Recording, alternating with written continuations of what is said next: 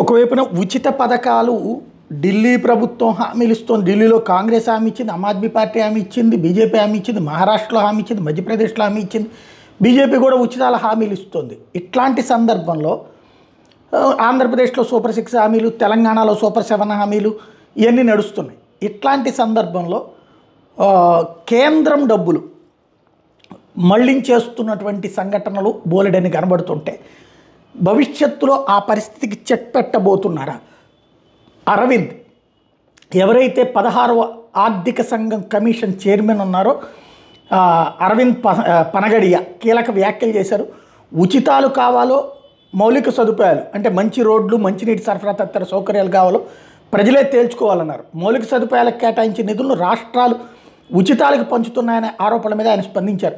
ప్రాజెక్టులు డబ్బులు ఇస్తే వాటినే ఖర్చు చేయాలి, అయితే ప్రజలు ఎన్నుకున్న ప్రభుత్వాలదే తుది నిర్ణయం అని తేల్చి చెప్పారు.